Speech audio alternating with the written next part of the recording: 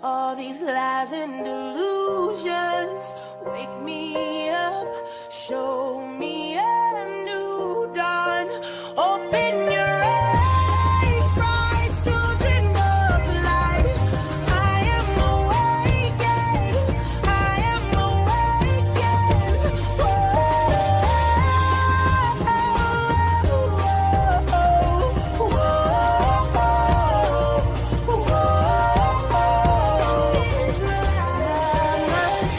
All these lies and delusions wake me up, show me a new dawn.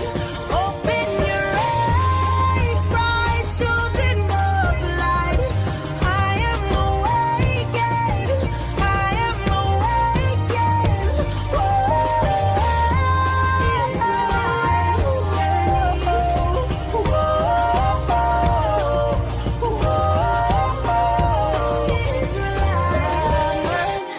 All these lies and delusions wake me up, show me a new dawn. Open your eyes, rise, children of light. I am awakened, I am awakened.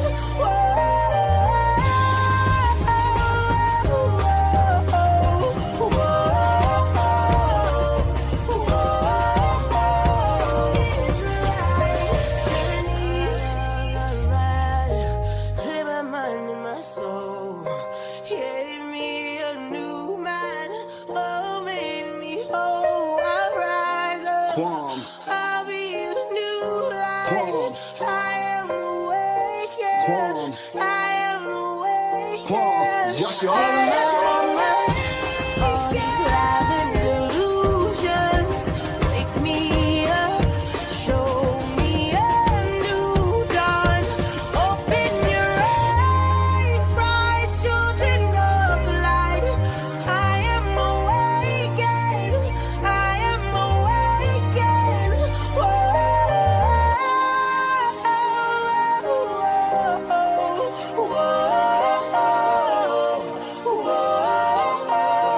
Israelite's journey. Shalom, shalom and blessings, family. Shalom and blessings, family. How's everybody doing today? I hope everybody's doing great. Welcome to another live with the brother Banya. We got the brother Ibri on, and we have a guest today, the brother Isaiah. I want you to introduce yourself, brother. Okay. Isaiah. Peace and Yah blesses. My name is Asaya Ben Yisrael. I'm a part of Yah Righteousness movement, the movement written about in Yeremia. I'm a servant of Yah. That's all I am. Waiting for captivity to end so that we can return back home, and then the world can be, we can build Yah's temple. Yah could come into his temple, and then the world can be turned right side up again instead of upside down the way it is now. Absolutely. Yeah, I definitely dig that, brother. Definitely. I came across the brother's videos on the 400-year prophecy. The brother, his standpoint is not in agreement with ours, but regardless if a brother is in agreement with what we say or not, we want to open up dialogue with brothers so that we can be able to reach a commonality and build on our commonalities, even if we do have differences in opinion on things. So this discussion is going to be based on the 400-year prophecy. We're gonna discuss that. We're gonna get some questions out. We're gonna allow the brother to have his spill and have his explanation put forth. This is a respectful dialogue. This is my brother. Just like when the brother Cleo's here or the brother Eric said, we're gonna respect this brother and allow him to speak freely. So I wanted to start off with a question, and I'll just really let you go on from there. Uh, how long have you studied the 400-year prophecy? I wanted to know. I would say that it's been maybe 4 to 5 years, possibly, since I've been awakened to, you know, our identity as Israel. Yeah, so it's been about 5 years. I at first, I initially held the belief that, or held the opinion that the 400-year prophecy was referring to 1619 to 2019. When I first awoke, when I first started to, like, you know, get acclimated and to orient my mind around the truth. I held that same belief because that was the popular belief that was at the time, that it was 1619 to 2019. But even while I held that belief, I was encountering information that that contradicted the belief. I think I gravitated towards the belief because it was popular, and I think I gravitated towards it because I wanted to get out of captivity as soon as possible. I have since come to find out that prophecy does not apply to captivity in the daughter of Babylon or in United States of America, but it took place already. This captivity that we've been in now, we've been in there for as what book is that? Daniel, the book of Daniel says a time, times, and the dividing of times. So that's basically 2,500 years. So we've actually been in captivity. We haven't known who we are. You know, the remembrance of us has been made to cease from amongst the nations now for 2,000.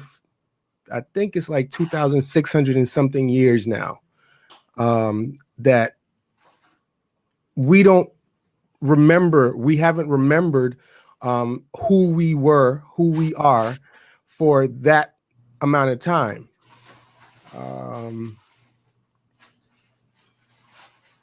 So the long and short of it being that the prophecy was fulfilled already in the land of Egypt, when the young nation of Israel went down there. I think it was 70 people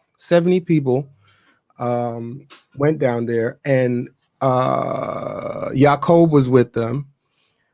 He was 130 at the time, and Yahoseph was there, and he was 39 at the time.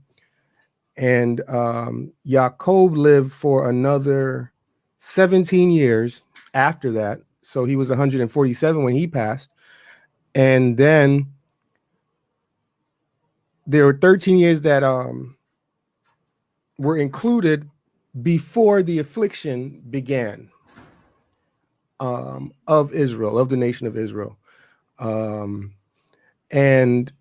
that affliction began because the nation went into idolatry, in which they were sort of into it before, because when Simeon and Levi slew Shechem, was it Shechem? I think it was Shechem. When they slew the folks that had raped Dinah.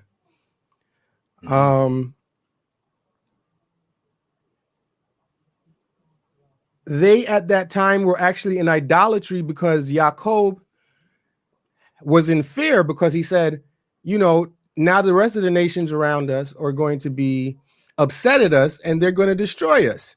So he said, I'm going to take this to Yah.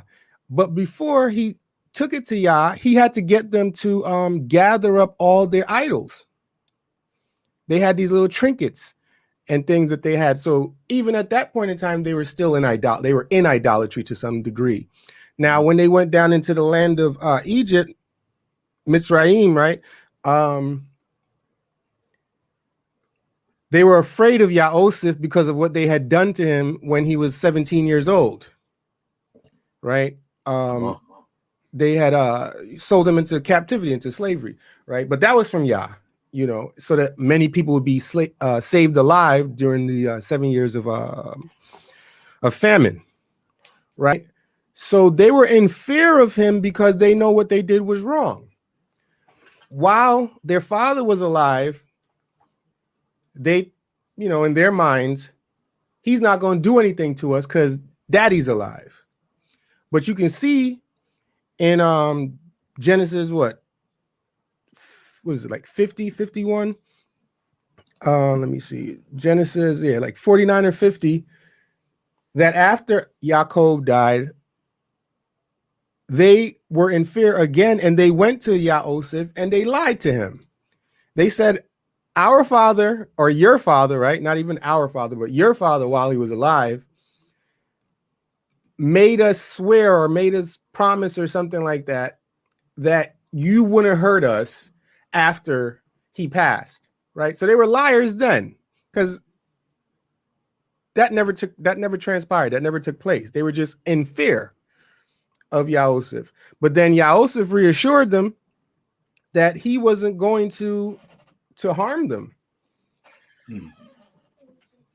And when he did that, they went right back to their own ways, the ways that they were behaving before, which is, you can tell from the way that they wanted to kill Yahoseph and the way they wanted to hurt him, and the fact that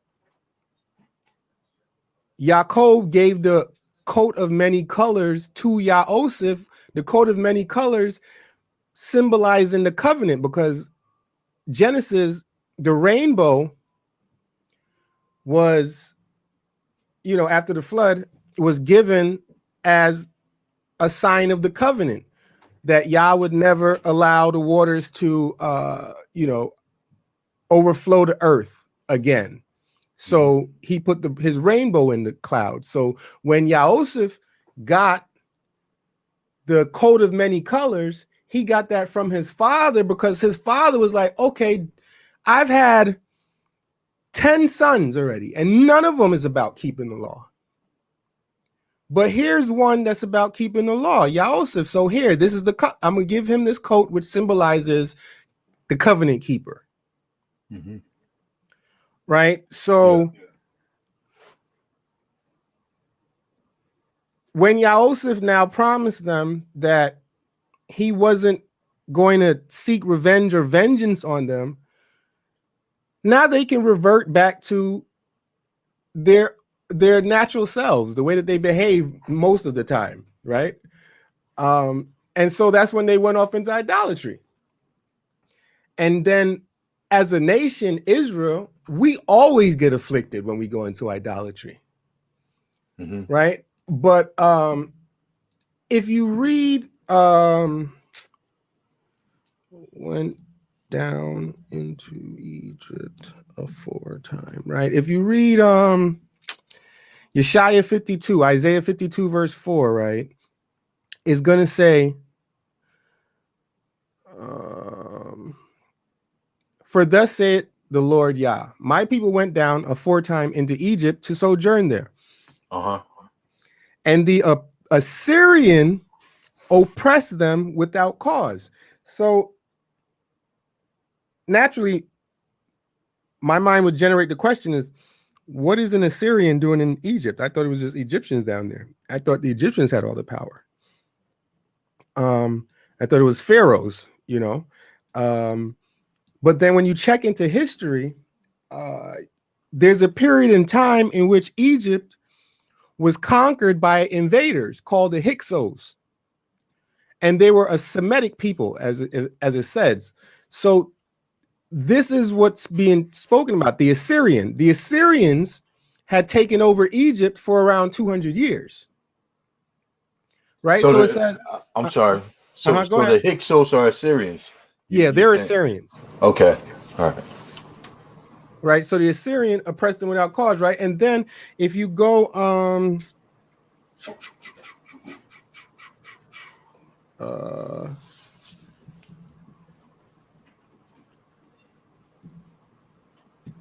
If you go into Ezekiel 23, and you can start at verse 1. It's going to say, the word of Yah came again unto me, saying, is going to say, son of man, there were two women, the daughters of one mother. All right. And then it says, and they committed whoredoms in Egypt. Right. That's the idolatry. They committed whoredoms in their youth because they were a young nation. There were their breasts pressed, and there they bruised the tets of their virginity. So it's letting us know right there, right, that when they went down into Egypt, that's when they went into idolatry. That's when they got turned out. And that's when the affliction started, when they went into idolatry. Every time our nation goes into idolatry, every time our people goes into idolatry, nothing good comes from it. We're always afflicted. We're always oppressed because our purpose is to minister up close to Yah. We are his elect. We are his chosen, right? He says, you alone have I known of all the nations of the earth. Therefore, I will punish you for your sins. So Yah hasn't known any other nation. He's only known Israel. And the purpose for the creation of the nation of Israel was to serve Yah and was to carry Yah's law to the various nations of the world. But we went into idolatry. We wanted to serve ourselves instead of serving our Creator. And Yah judges us, right? What did he say? What did Yah say? He says, for I begin to bring judgment on the city that is called by my name, and should you go altogether unpunished, you won't be altogether unpunished, right? So he's saying that I'm bringing drama on my own people that are called by my name and the city that's called by my name.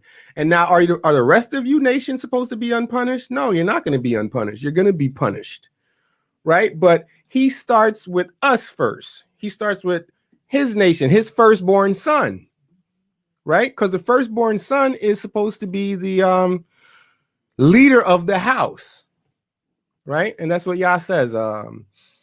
Israel is my firstborn. Let him go so that he may come and serve me. You know, that's what he said to Pharaoh. So the back to the 400 years, it's written in a way where I didn't understand it initially because it says 430 years, right? But with the understanding that when they went down into Egypt as a young nation, they didn't go into idolatry and they weren't afflicted right away, right? Because Jacob was brought to Pharaoh and he blessed Pharaoh and he explained himself to Pharaoh. He said, few and evil have my days been, and they have not, reached the years or the days of my father, right? So, and we know that Pharaoh held Joseph in high esteem because when Joseph brought his brothers to Pharaoh, Pharaoh let them dwell in the best of the land in Goshen. And he said, I know you're wise, Joseph. If any one of your brethren are wise, set them over my cattle too. So we could tell that Pharaoh had a respect for Joseph and for Jacob. So 17 years, Jacob was there. And then 13 years after that, for his brothers to, come and lie to him and he gives them the okay that I'm not going to mess with you. And that's 30 years. They start going into their idolatry and nonsense or whatever it is that they want to do, the various idols of Egypt. And then the affliction starts. Now the affliction, it has to be understood that the affliction doesn't go from 0 to 100 really, really quickly. It starts in ways like you might go to court and you don't get any equity. You don't have justice served. They might start charging you rent. They might start charging you taxes. You never own the land that you live on. They might give people menial jobs. You know, you have to look at affliction in a multi-dimensional perspective, not just from being thrown to alligators, or, you know, the firstborn son, or the all the males being you know, a decree being put forward that all the males that are born should be killed. That's the height of the affliction. You know what I mean? But that's not the onset of the affliction. And I'll pause there and let you. All right, awesome. All right. So here's a question. Are you familiar with the Septuagint? Yeah, that's the that was actually the first version of the scriptures that I read, because it was, after research, I found that it was the oldest translation that was you know, accessible. Okay.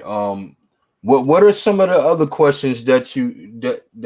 I mean, for example, the people that do believe that the 400-year applies to us today, what are some of the things that they told you of the reasons why they believe it's so?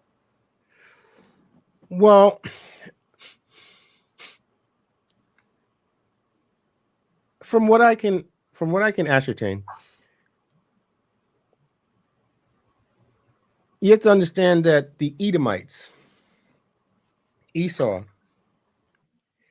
they do their best to keep us in the dark and keep us separated from the truth, from, you know, from our heritage, because Esau is kind of like, in a term, the prince of darkness.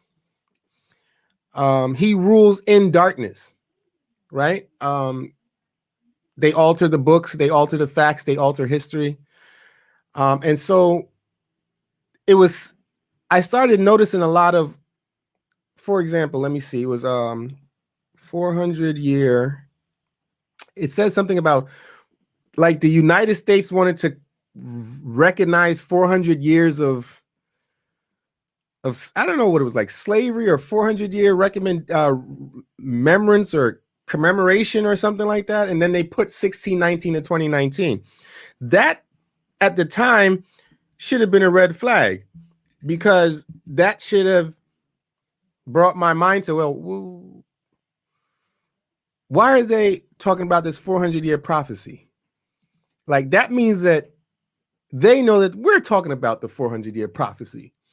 So if they know that we're talking about the 400-year prophecy, naturally, they're not going to let us understand the 400-year prophecy. They're going to try and do everything in order to prevent us from understanding the 400-year prophecy. So they'll go right along with the misinterpretation and say, yeah, it was 1619 to 2019. But in actuality, our people have been in this country before 1619. Our brothers and sisters were in this nation. Now, in addition to that, Yah doesn't make mistakes. Yah knows the beginning, he knows the end, everything is before him. So if he said 400 years, he meant 400 years. He didn't mean 401, he didn't mean 402, he didn't mean 399, he didn't mean any other number other than 400. So if it was 1619 to 2019, it's 2021. We're still here. We're still being mistreated. We're still being afflicted and oppressed. So was it a miscalculation on Yah's part? Or was it a misinterpretation on our part? Right? Because in Exodus, it's going to tell you that the same day they came out, the same day, meaning precisely when it was prophesied, they came out. Right? It can't be said that about this captivity, because it's been, you know, you have to say like 2 years after the prophecy was supposed to have been filled, or 3 years after, then they came out. You know, so that's a lack of accuracy and a lack of precision in that interpretation, in that view of the of the 400-year prophecy.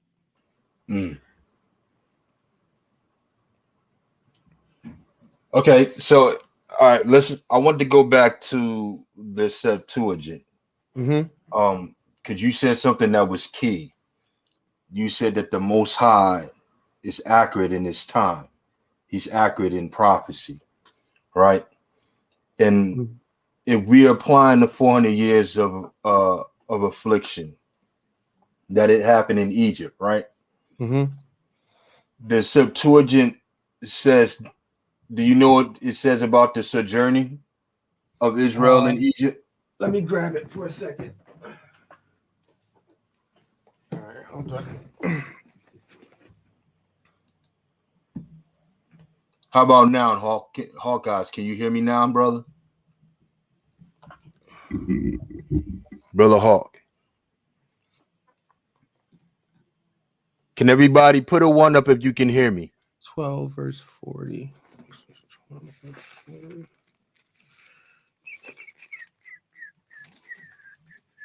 12 verse 40. 12 verse 40.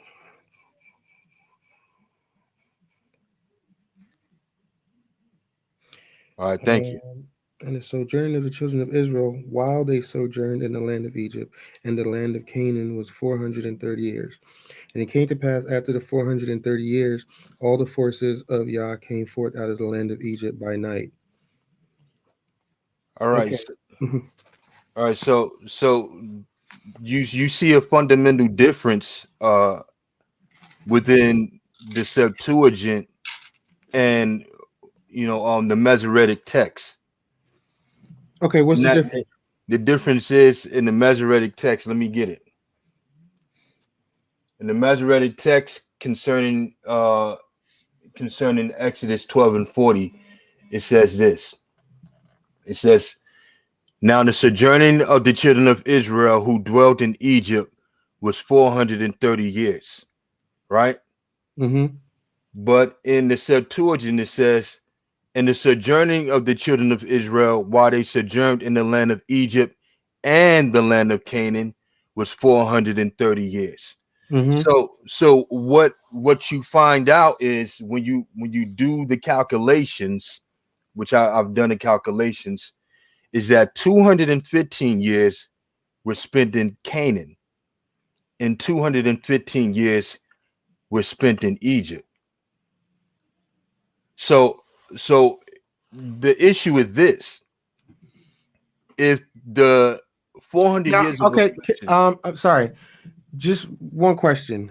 How did you arrive at that conclusion that 215 years was spent in Canaan and 215 years was spent in Egypt? All right, so I did the calculations on that. Okay. All right, so let me see if I can pull this up here. I'll try to be brief with it. I'll try not to go through the whole all spiel. good. Take your time. Take your time, bro. The whole spiel of it. Okay.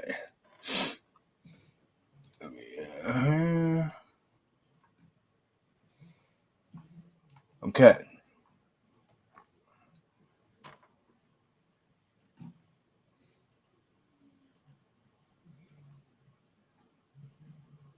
All right, so all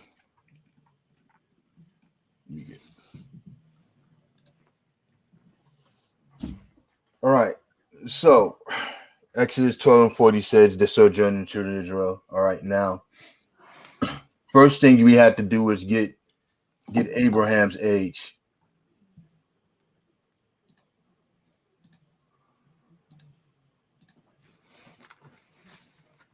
You know what? I actually have a video on that. Let me share my screen on that. Okay. Because my notes are actually they're discombobulated right now. Right quick before you share your screen, right? Let me ask you another question. Yeah, absolutely. The prophecy in Genesis chapter 15, right? When it says, and he said unto Abram, know of a surety that thy seed shall be stranger in a land that is not theirs, and shall serve them, and they shall afflict them 400 years, right? Does the land of Israel, the land of Canaan, belong to Israel or not? Yeah, the land of Canaan does belong to Israel. So it says that they shall be stranger in a land that is not theirs. Mm-hmm. Exactly. So how can it apply to the land of Canaan if they're supposed to be strangers in a land that's not theirs when the land of Canaan belongs to the children of Israel? I'm glad you asked that question. Okay, so when we go to, and you mentioned this also, Goshen, right? In Egypt, right? Hold on. Let me type this in.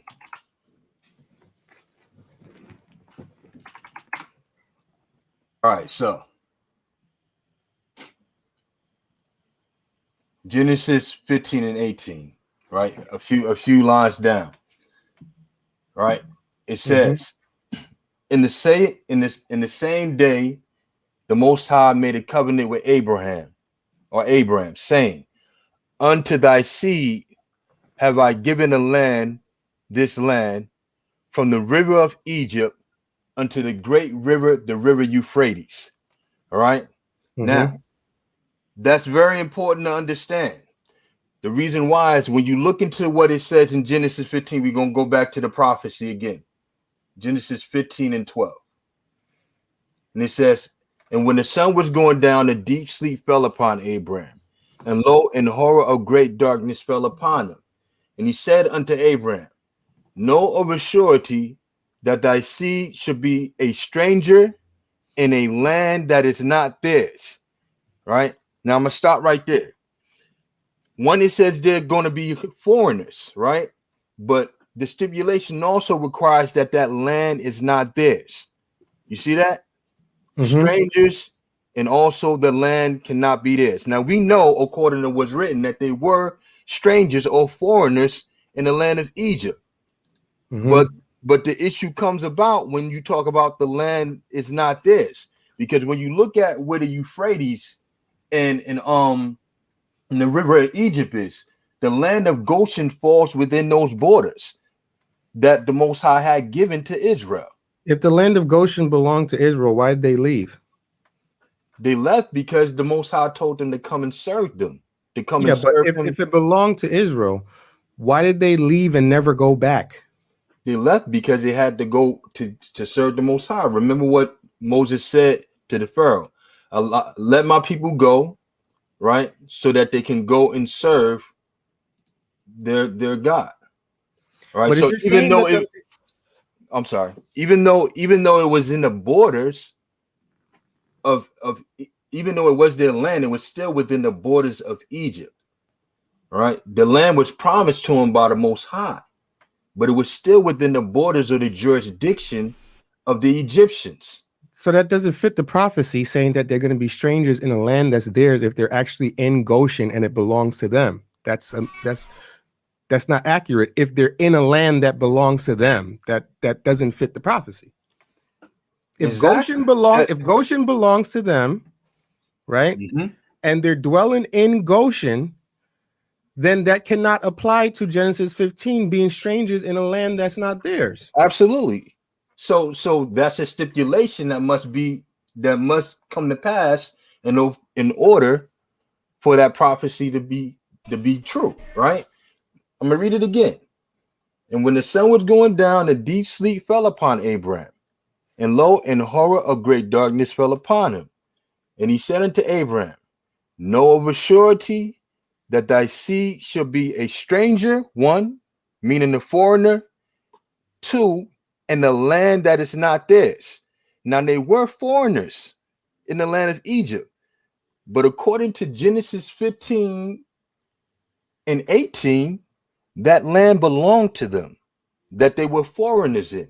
Why? Because in Genesis 15 and 18, the Most High made a covenant with Abraham, saying, unto thy seed have I given this land, from the river of Egypt unto the great river, the river Euphrates.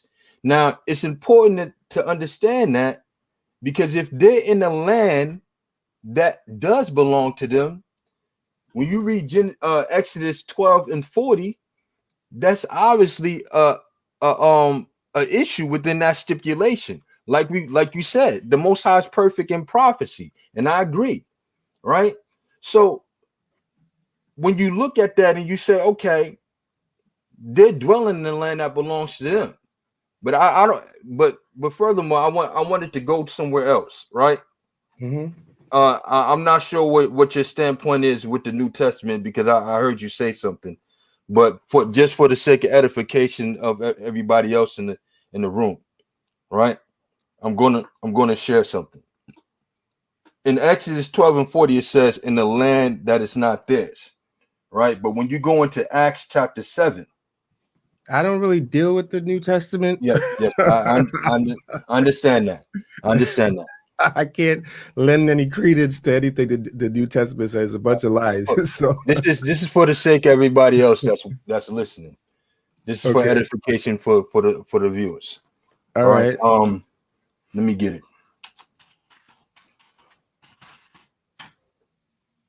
All right. So in Acts chapter 7 and 6, I'm going to start from there. And it says, "And the Most High spake on this wise, that his seed should sojourn in a strange land, and that they should bring them into bondage, and entreat them evil 400 years." All right. So what you find out is, according to the prophecy within Acts 7 and 6, it simply says they would be in a strange land. Right? It doesn't say that land, if the land would be theirs or not. All right. Now, why is that important? That's important to understand that Egypt was not a strange land unto the Israelites. They had frequented that land continually. Abraham been there, Jacob had been there. His sons knew where to go. He knew where to send his sons when the famine hit. These are all indications that Egypt was not a strange land unto the Israelites. It didn't But say a strange land. That's not what it says. It says strangers in a land. Strangers in a land, not a strange land. It said strange land in Acts. Yeah, but you're lending credence to the New Testament, and in Acts right here, you can actually even dismantle this whole passage right here, right? Where you've gone over here, where they martyred Stephen, right? Because he was lying the whole time that he was testifying. He was lying. He says in this same scripture, he says that where is it? He says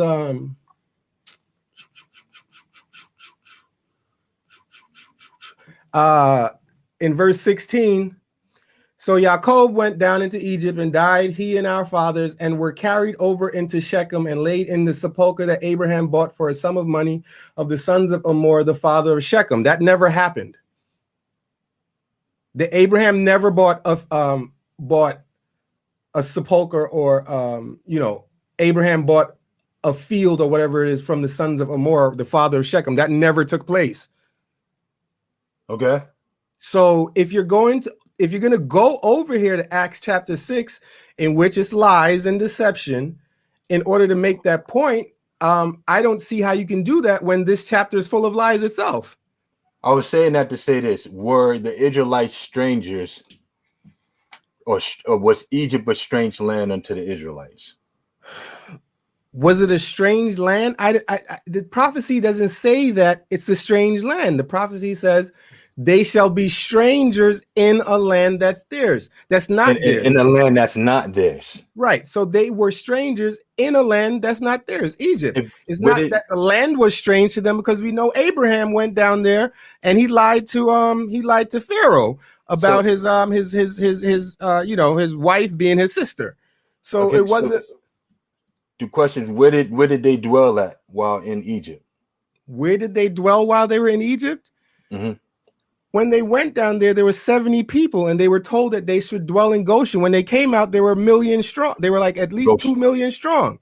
Awesome. So all right, that means that they dwelt in every part of Egypt. It says that they built treasured cities, Ramses, and some other cities that they built. So that means that if they built those cities, they would have had to reside in those cities. No? Absolutely. Goshen.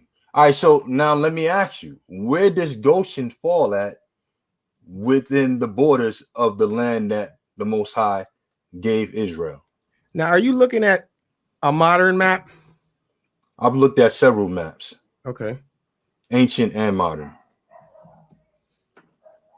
So what you're hung up on is the The part that says from the river of Egypt to the great river Euphrates. Yes. So yes. you're saying that because Goshen is what? Somehow included in the great river of Egypt. I mean, somehow close to it, or past it, or whatever. Goshen falls within the borders of both, between the Euphrates and between the river of Egypt. Mm-hmm. Goshen falls between those areas. Okay. All right. So if the Most High said, "Unto thy seed have I given this land," from the great river, the river Euphrates, unto the river of Egypt, that means everything within those borders belong to Israel. That's their land. That's Genesis 15 and 18. I agree. So if Goshen falls within that land, between that means Goshen belonged to them. Correct? I would have to agree with that. All right. So if Goshen was theirs, or Goshen fell within that area, when you read Exodus 12 and Exodus 12 and let's go 15 and 12, it says, or 15 and 13, sorry. It says, "Thy seed should be a stranger in a land that is not theirs." Now, that's redundant, right? If somebody's a stranger in the land, right, the obvious thing is that land does not belong to them. So why would it say strangers in a land that is not theirs, unless it was trying to convey the specifics of where they would be at? It was trying to convey the specifics, but that's just one thing. All right, so I don't know if you got a chance to watch the video that I did, but I went into a whole list of specifics concerning this. Now, the stipulations of this prophecy, it says, and he said unto Abraham, "Know with surety that thy seed should be a stranger in a land that is not theirs." Those are two stipulations: strangers in a land that is not theirs, and that they should serve them, and that they should afflict them 400 years. And it says, "In that nation whom they should serve will I judge." Right? That's the fourth one. And then afterwards should they come out with great substance. Now, the biggest one right here is the issue of the 400 years of affliction in Egypt. And why is that? Because, again, right, if the Septuagint is saying that they spent their sojourning within the land of Canaan and the land of Egypt, and then you take into account when the affliction started, then you have an issue concerning the time of affliction. For instance, let me ask you, I know you said it before, but just to be precise, did the affliction start before Joseph died or after he died? It started before he died. So what chapter and verse can I get that shows that Joseph and his brothers were afflicted? What chapter and what verse can you get? Yeah. Okay. I mean, you could go into what do you call it now? Exodus. Let's see here. Where is it?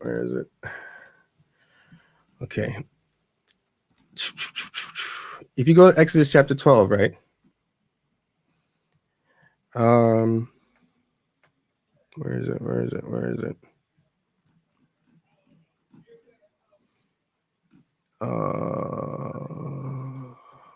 Yeah. Okay, so if you go into Genesis chapter 12 and you go to verse 40, verse 41, 12 and right? 40. Right. And if you understand, hold on, 12 and 40, 12 only goes to 20. 12. Exodus 12, sorry. 12. Did I say Genesis? Exodus 12. Exodus 12 and 40? Yeah, 40 and 41. Uh-huh. Right. So with the ages, Jacob was 130 years old when he went down into Egypt. He transitioned when he was 147 years old, right? So that's 17 years.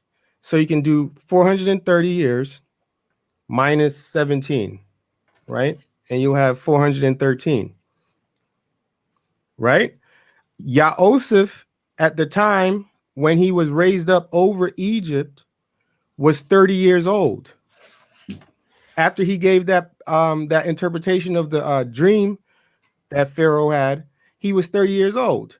And it was in the second year of the famine that his brothers came down into Egypt. Right? So that's 39. He was 39 years old when his brethren came down there, right? He died when he was 110 years old. Okay. So his father lived an extra 17 years while he was down there. Right? So 39, let me just get my calculator out so I can do this real quick.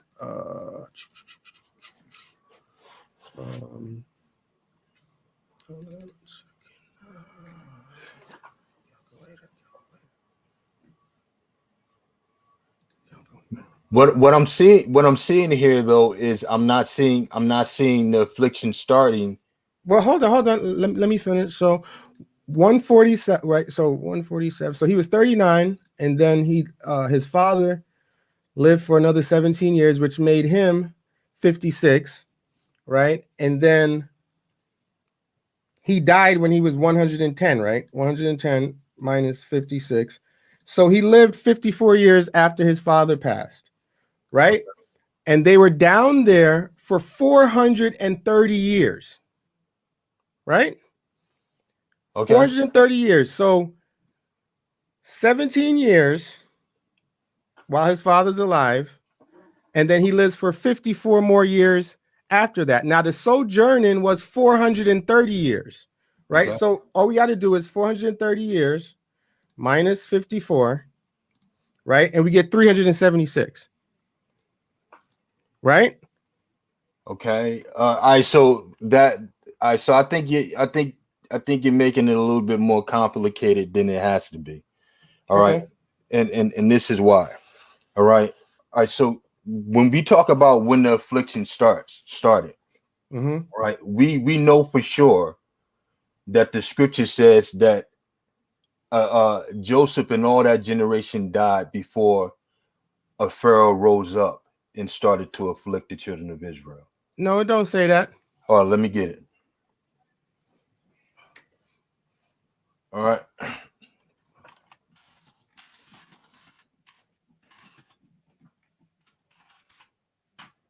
All right. So Exodus 1:6. Let's get it. Right. So Exodus 1:6 says, and Joseph died, and all his brethren, and all that generation, and the children of Israel were fruitful, and increased abundantly, and multiplied, and waxed exceedingly mighty, and the land was filled with them. Now there arose a new king over Egypt, which knew not Joseph. And he said unto his people, behold, the people of the children of Israel are more and mightier than we. Come on, let us deal wisely with them, lest they multiply and they come to pass that when there falleth out any war, they join also unto our enemies and fight against us. All right, now, so that tells you right there, after Joseph died, that's when the Pharaoh rose up. It doesn't say that. And this wasn't a Pharaoh. You're not given enough time. You're not given enough time. It was 400 years. You're not given enough time, and you're also not given any credence to history. It says a king rose up. Egypt didn't have kings. Egypt had pharaohs. All right, right? So let's go back there again. Let's go back there again because I'm gonna read it slowly. All right. Now it says, and Joseph died. All right. So Joseph is dead, and all his brethren and all that generation. That means all his brothers died too. And the children of Israel were fruitful and increased abundantly. So they multiplied, as it says, and multiplied, and waxed exceedingly mighty, and the land was filled with them. Now there arose a new king over Egypt. Okay, whether it was an Egyptian, it was a king. How long after Yahusuf died did this king rise up? Hold on, just a moment. All right. Now there arose a new king over Egypt, which knew not Joseph. Now let's stop right there. This new king that knew not Joseph, did he start to afflict the children of Israel? Did he start to afflict them? Yes. Did he? What do you mean start? When you say start, did he afflict them? Yeah, he afflicted them. That's what it says. All right, great. So what we see according to what's written, not according to my interpretation, not according to any injections of anything. According to what's written in the Bible, after Joseph died, a king arose that did not know Joseph, that started to afflict the children of Israel. Right? Right. All right. So what we see here is the affliction did not start until after Joseph. It doesn't say that. It doesn't say that. It does say that. No, it doesn't. It no, does. It doesn't. What it says that, brother. It doesn't say anything else. It doesn't say that. It doesn't say the affliction began with that king. It does not say that. It said there arose a king that didn't know Yahusuf, and he afflicted them. It doesn't say that he was. It doesn't say that he started the affliction. It doesn't say that. Let's keep reading again. All right. Hey, can I? After you read, can I make a point? Yeah. It says, now there arose a new king over Egypt, which knew not Joseph, and he said unto his people, behold, the people of the children of Israel are more and mightier than we. Come on, let us deal wisely with them, lest they multiply, and come to pass that when there fall out any war, they join unto our enemies and fight against us, and so get them up out of the land. Therefore, they did set over them taskmasters to afflict them with their burdens. And they built for Pharaoh treasured cities, Pithom and Ramesses. So to read on, you find out that they did afflict them. All right? They did afflict them. This king. You're not saying that. I'm not saying that they weren't afflicted. That's not my point. You're saying that that's when the affliction began. That's when it says it begins. It doesn't say that. What scripture says when it begins? Okay. Now there arose up, right? Okay, I'll start the verse that you started, right? And Yahusuf died, and all his brethren, and all that generation, right? And the children of Israel were fruitful and increased abundantly and multiplied and waxed exceeding mighty, and the land was filled with them. How long do you think that it took them to do that? To be fruitful, increase abundantly, multiply, and wax exceeding mighty. How long do you think that it took them to do that? All right, so as far as the specifics, I know that the affliction didn't start until around Moses was born. But that's when the affliction started, when Moses was born? The affliction didn't start until around the time Moses was born. How old were the children of Israel how old was Moses when the children of Israel came out of Egypt? He was 80 years old. So they were afflicted for only 80 years? Probably less than that. But here's the issue. All right. So wait, I just want one more question. So you're saying that this king that rose up over Egypt that didn't know Yahusuf is the same king or that was afflicting them during the time of Moshe? Yes. That's when the affliction started. It started around that time. Now, to bring it back, just to make it simple, all right? The first time of any affliction being mentioned is within Genesis Exodus chapter 6. Can we agree on that? The only time you hear about them being afflicted. No, we can't agree on that, because if you read when Yahusuf brought his brothers down there, they didn't even eat with the Egyptians. No. That not eating with the Egyptians is I'm not being. explaining something to you because you're minimizing what affliction is. You're making it that the affliction began when Moshe was born, right? And you're minimizing it to the like taskmasters and the decree that the firstborn or all the males should be killed. You're minimizing it to that, and that's not just what affliction is. All right, so this is what I'm saying. If we're going according to what's written, what we can read within the Bible, whether it's the Masoretic text, whether it's the Septuagint, when does it say? When do you see the first mention of the children of Israel being afflicted? When is the first time you see it mentioned that they were afflicted, according to what's written? Okay, let me counter your question, right? Because I see where you're going with your question. You're still with the 1619, 1619 to 2019. Here's a question. If it was 1619 to 2019, why are we still here?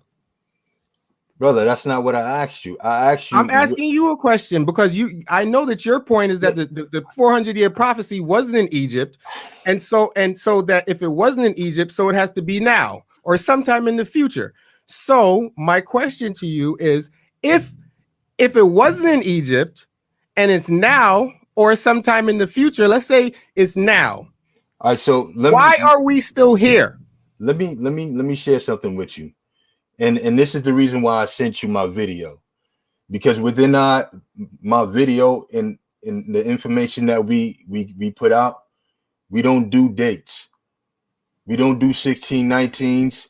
We don't do 1619s, 1919, 2019s. We don't put out dates. We deal with the scripture. We deal with the information. All right. And that's the reason why you don't deal with dates. We don't. So how are you supposed to identify 400 years of affliction if you don't deal with dates? We don't deal with dates. How do you identify the 400 years of affliction if you don't deal with dates? So if we don't deal with dates, I'm going to ask you again, brother. When is the first time that you see the mention of afflictions within the scripture concerning Israelites being afflicted by Egyptians? When is the first time it's mentioned here after Yahoseph died, that there arose a king that didn't know him. Okay, great. That's not when the affliction started. It never said the affliction started then. Okay, so we're gonna roll with what's written. Can we roll with what's written in the Bible? I mean, you can roll with it. I don't believe everything that I read because I understand the book's been attacked by our enemies. I don't just roll with the stuff. Okay, so you don't believe the New Testament or the Old either? I don't remember saying that I don't believe the Old. All right, so do you believe what's written within? Hold on, let me see. So do you believe what's written within Exodus 1 and 6 through, let's see, Exodus 1 and 6 through Exodus 1 and 11? Do you believe what's written there? Do I? Well, see, belief, right? You could believe whatever you want. All right. A person can believe anything that they want to. R. Kelly believes he can fly. So I don't really deal with belief. Okay.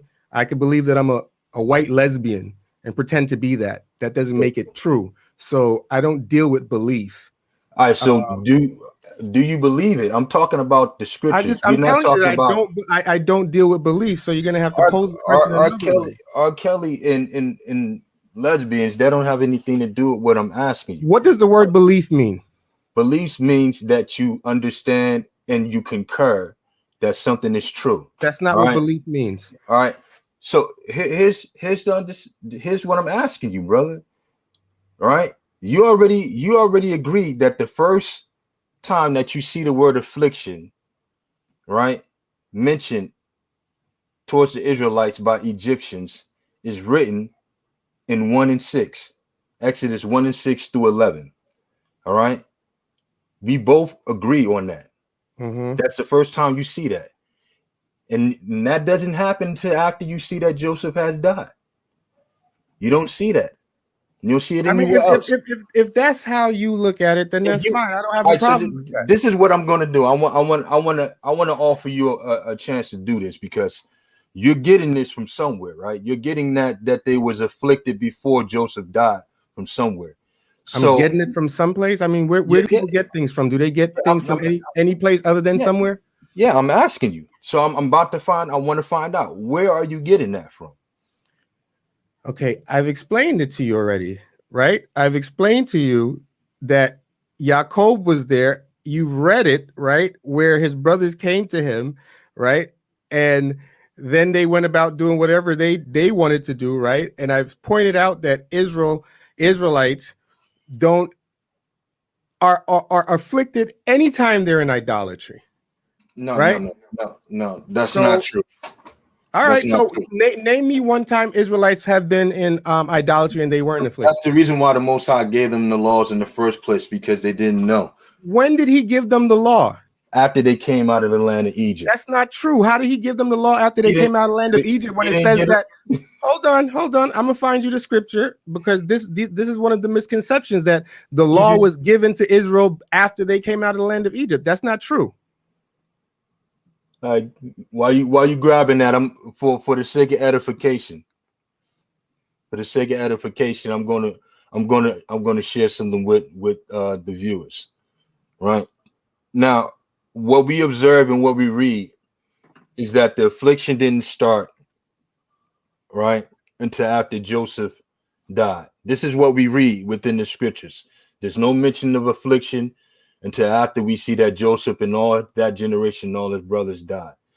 Now, I agree with the brother that Joseph was 39 years old when his brothers came into the land of Egypt, and that Joseph died at the age of 110. All right, so what you have to do is subtract 39 from 110, which leaves you with a number of 71. And that number 71 must also be subtracted from 130, which leaves you with some number of years to be afflicted, 359 days or 359 years. All right, so back again to what the brother was saying. The Most High is perfect in prophecy, right? Absolutely perfect in prophecy. So if the Most High said 400 years of affliction, right, just according to the base knowledge, there's no way that it could have happened in Egypt. Now, this is not going into the understanding of the Septuagint and the information that we put out in the video that shows the full sojourning of Israel within the land of Canaan and Egypt, which was 215 years to be exact. But this is just the base knowledge for anybody who doesn't have that information, that 400 years of affliction was impossible within the land of Egypt. And not only that, I like to add that any scholars that you come across and you ask this, ask them about this issue, they will agree with you that there's definitely issues within the time frame that Israel spent in Egypt. There's definitely issues with the time frame of when they say they sojourned because of the book or the Septuagint. But yeah, share that information that you have, brother. That shows them being afflicted before Joseph passed. Well, I just want to close this concept that Israel received the law when they came out of Egypt, and they didn't have the law before that, which is nonsense. Genesis 26 verse 5. Mm-hmm. Because that Abraham obeyed my voice Mm-hmm. and kept my charge, my commandments, my statutes, and my laws. Mm-hmm. Right? I can agree on that. Right. Okay, but hold on. Let me get some more. Genesis 18 verse 19. Yah says this about Abraham. For I know him that he will command his children and his household after him, that they shall keep the way of Yah. What's the way of Yah? That's his laws, statutes, commandments, ordinances, precepts, right? To do Amen. Justice and judgment. Amen.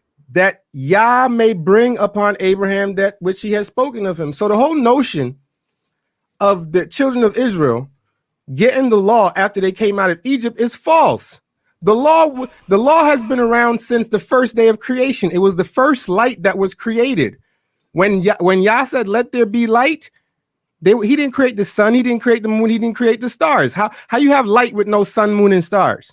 You know, I should have been more specific when I spoke about them receiving the law.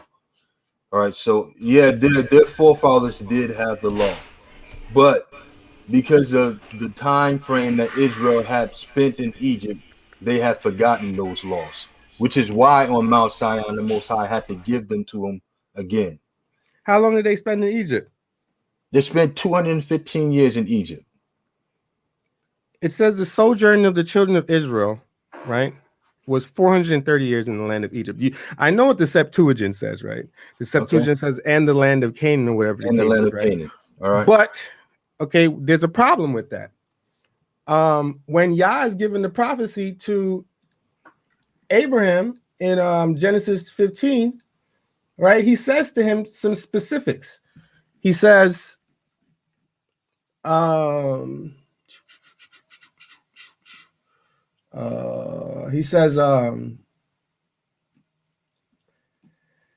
"And thou shalt go to thy fathers in peace," verse 15, "thou shalt be buried in a good old age. But in the fourth generation, they shall come hither again."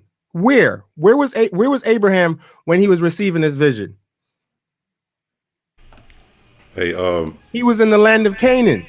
Absolutely, he was in the land of Canaan. Okay, it says in the fourth generation, right? A generation is 100 years. So in the fourth generation, they shall come here to the land of Canaan again. For the iniquity of the Amorites is not yet full. So in the fourth generation, they're going to come to the land of Canaan again with the stipulation that the iniquity of the Amorites is not yet full. When they came out of Egypt in the fourth generation, didn't they kill Og and Sihon, the Amorites, and destroy them and slay all of them? Didn't they basically genocide the Amorites? Now, if the case is that it didn't apply to the time spent in Egypt, who are the Amorites? Where are they? Before we get back there, before we go there, I want to ask a question. How much time had passed before Enoch was born from Adam? How much time had passed before Enoch was born from Adam? Yeah, how many years? Actually, I have no idea. You don't know? No. All right, because I'm wondering where you get this reference of that a generation is 100 years. Where do you get the reference that a generation is 100 years? Yeah. I mean, you just have to Google it or look it up in a Bible dictionary, and you'll see it. Let's look it up. Let me look it up real quick. What is a generation? Because the scripture says Enoch was seventh from Adam. So according to you, if Enoch was seventh from Adam, that would be 700 years. Right? That would be 700 years? Yeah, because you said a generation is 100 years. Roundabout. If you're talking about a period of time or you're talking about like descendancy, they're two different things. It's talking about descendancy. When you're talking about generations, when the Most High said the fourth generation, was he talking about Abraham's generation? Wasn't he talking about his descendants? In the fourth generation, it's both the fourth generation and in the 400 years. Okay, so number one, in the fourth generation was the fourth generation of Israelites from Yosef, from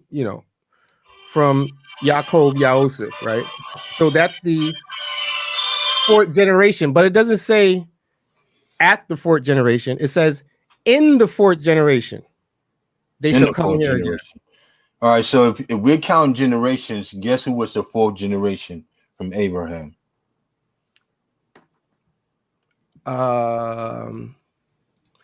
Okay.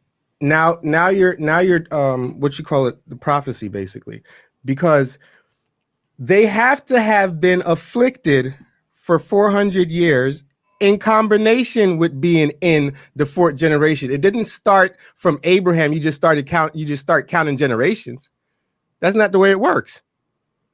They have to be afflicted and in the fourth generation. Not, you don't go Abraham, Isaac, Jacob, Joseph, and then all of a sudden we're in the fourth generation now. That's not the way it works. That's how you count generations. That's not what it says. That's how you count It generations. says, "Thou shalt go to thy According to father's lineage, seed, thou shalt be buried in a good old age." But according in to the fourth lineage. generation, they shall come here again. Which fourth generation? The fourth generation, right? Which fourth generation? And he said unto Abraham, know of a surety that thy seed shall be stranger in a land that is not theirs, and shall serve them, and they shall afflict them for 400 years, right? Mm-hmm. Skip down a few verses. But in the fourth generation, they shall come here again. The fourth generation. So he's the talking fourth about generation. He's talking about his seed, in right? the fourth generation of them being afflicted 400 years, they shall come here again. Not that Abraham was going to have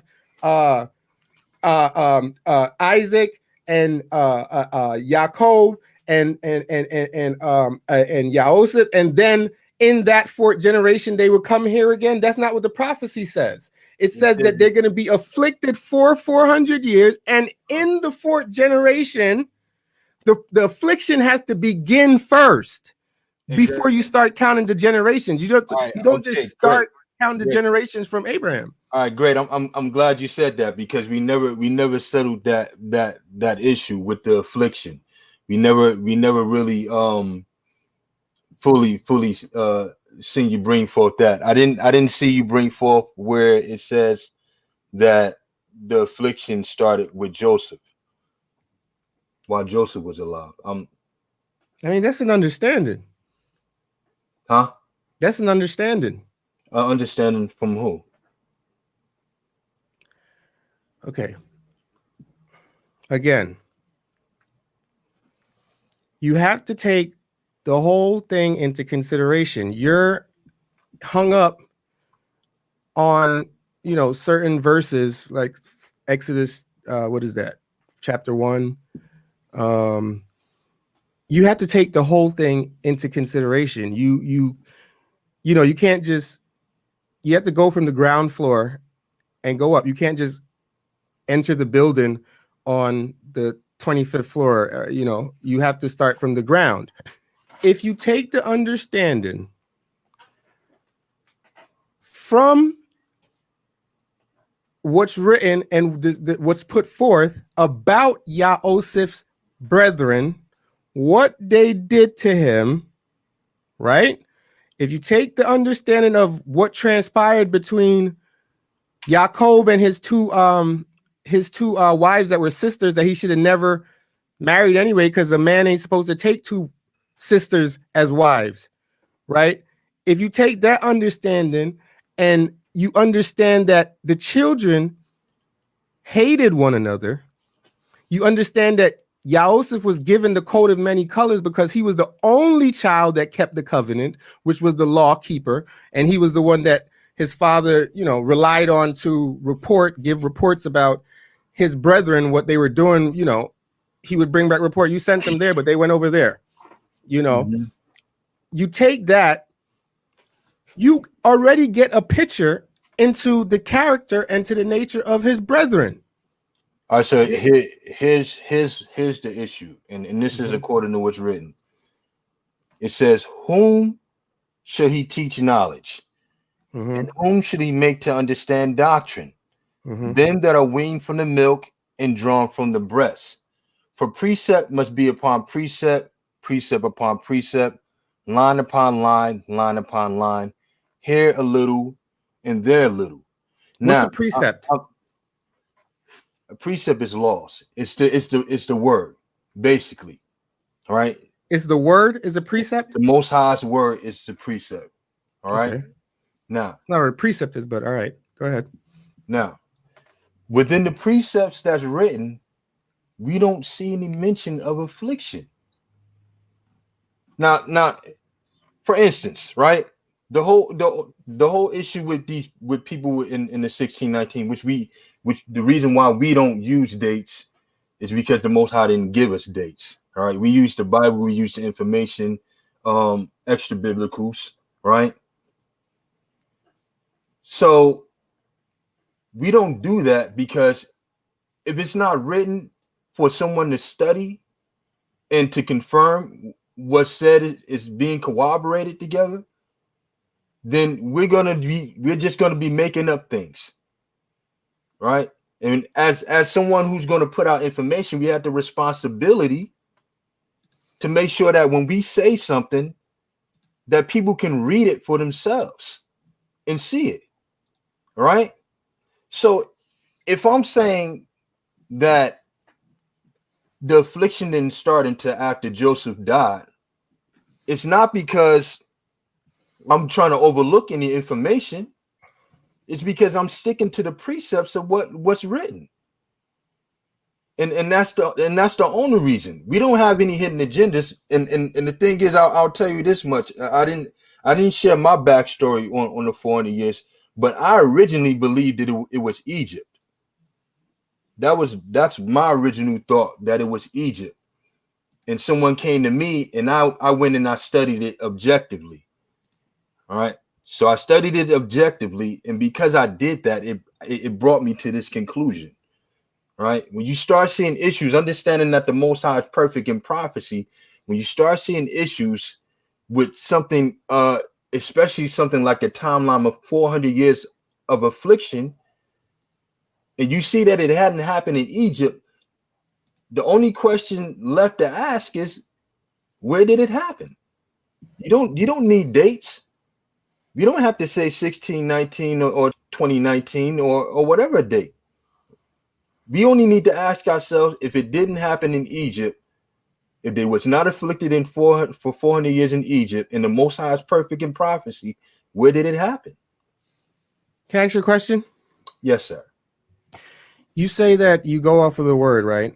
As if, the people who were writing it and translating it, the Edomites that did that, as if they did it with 100% accuracy and they didn't, take things out and put things in. But okay, let me ask you this. Genesis chapter 14, right? Mm-hmm. If you could go there and go to verse 18, 19. Uh-huh. Melchizedek, right? Uh-huh. Says, and Melchizedek, king of Salem, brought forth bread and wine, and he was the priest of the Most High God, right? Uh-huh. You know that Melchizedek didn't exist, right? And that this is an insertion. Do you know that? I had no idea that was an insertion. How can a person be priest and king at the same time, and the priesthood hasn't even been set up yet? And there is no Jerusalem. How can he be king, which is the seed of Yahuda, Judah, right? Mm-hmm. And the priest, which is the seed of Levi, right? How can he be both king and priest? So this is what I don't do. All right. This is what I don't I'm do. only asking the question because you seem to believe everything that you read. You say you're going off of the word. So I'm going off the word, but I don't throw out the baby with the bathwater. All right. So if there's issues within the translation, all right, that doesn't mean that everything is incorrect. All right. But one thing I don't do also is I don't make this assumption that because there may be issues within the translation that I know everything. Right? Because I'm not what I'm not trying to do is I'm not trying to set people up to make it look as if I'm the only one that they can seek the answers from. You see what I'm saying? You're supposed to seek the answers from Yah. All right, so hold on. The brother, did you have something you wanted to say, brother Eric? Yeah, first let me say peace to the brother here, and thank you for being on the platform with us today. I didn't get to speak. I'm mostly just being a moderator, but real quick, I just want to make a quick point, and then I'll give it back to y'all. You mentioned a couple of times about the inaccuracy of the scripture, right? Mm-hmm. So from that level of reasoning, we should be open to other sources, right? Should we be open to other sources? Yeah, other sources that that are in conjunction with the scripture. Would I you don't, I agree? don't, I don't, I don't know what you I don't know what your question is exactly. When you say other sources, what are you referring to? Like a I'm like ref- a like a Strong's concordance, or what do you mean?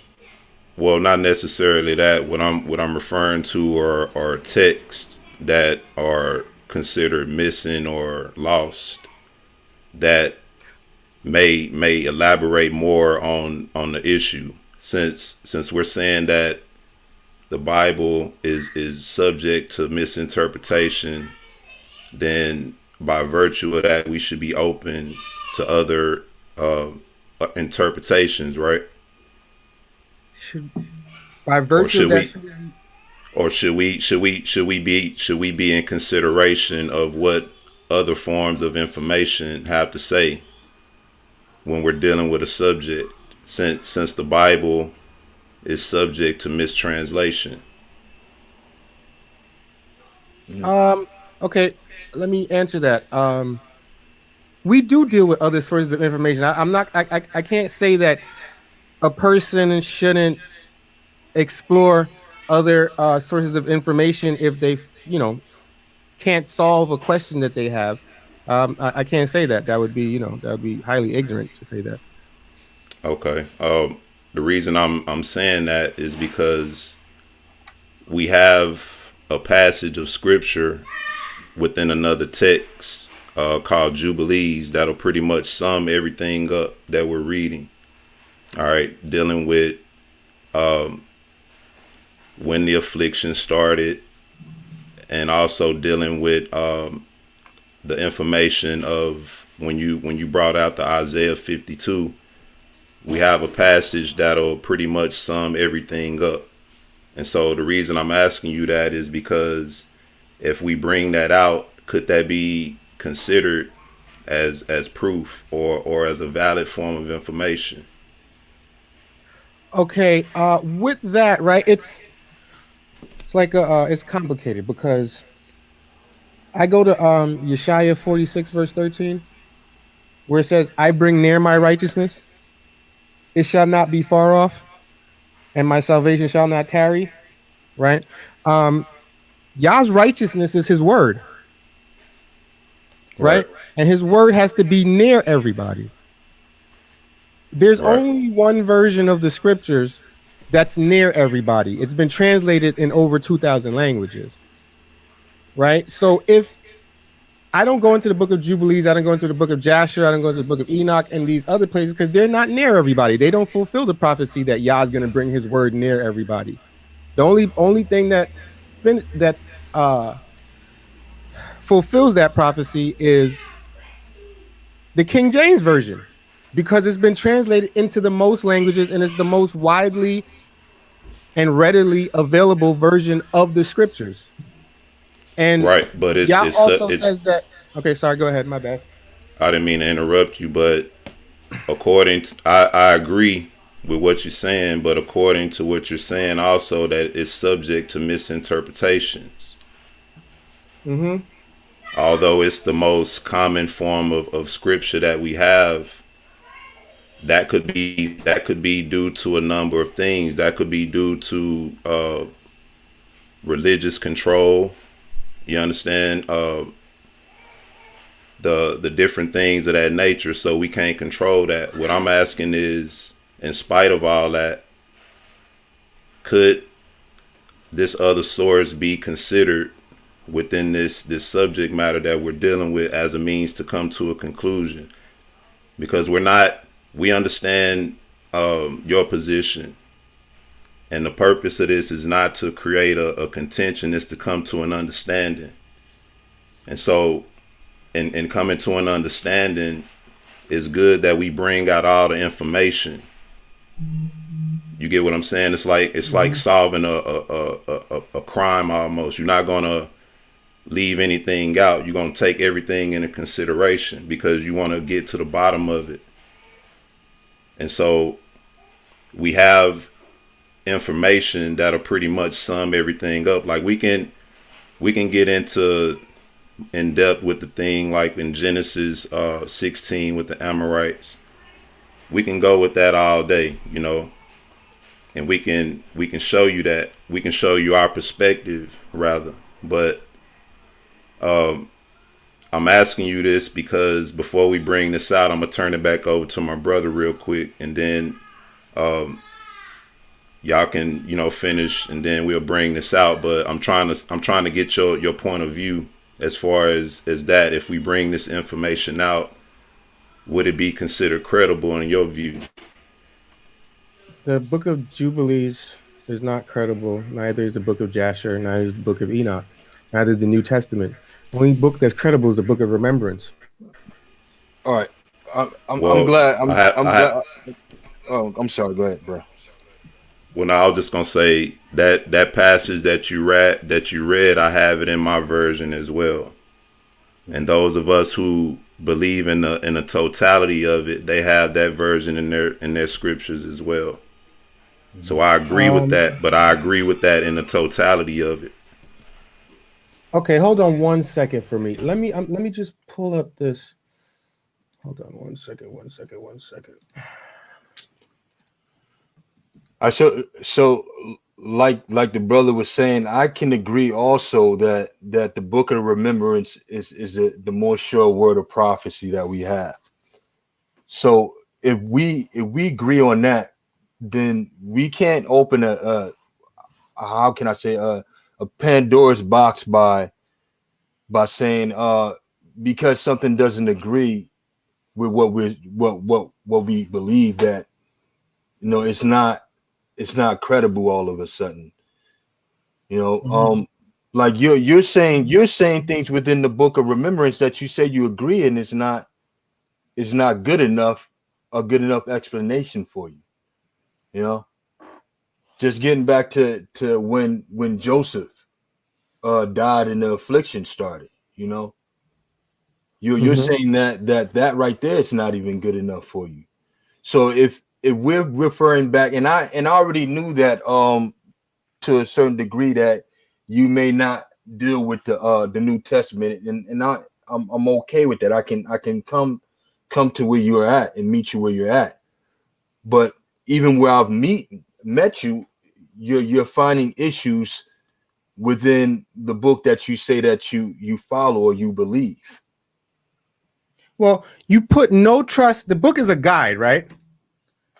It's a guide for us to get back to the Most High, because our memory was wiped clean, right? We forgot who we were, all of us, 100% of us, for the last 2,000 plus years, forgot who we were, right? So the book is a guide,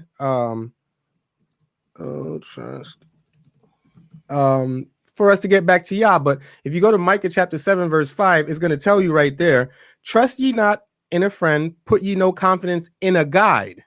The book is a guide, but you can't put confidence in it because it has been tampered with. All right, so if we're going according to that, then you're open Pandora's box for someone to say, well, I don't believe the Bible. I don't believe anything that's written.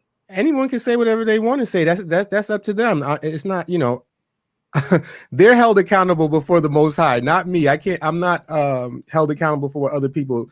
But at the same time, now you're saying that they would be held accountable for not believing it. I don't deal with belief. I said this already. I don't deal with belief. What do you deal with? Knowledge, wisdom, and understanding. All right. So according to the knowledge and wisdom given within the writings or the precepts of the book of remembrance, do you believe, or do you concur with that? Do you agree with the things that are written in there? Do I agree with the things that are written in there? Yeah. Do you agree with the things that are written within the book? I don't agree with everything that's written in there. No. And what do you base your disagreements on? What do I base my disagreements on? Things that don't make sense.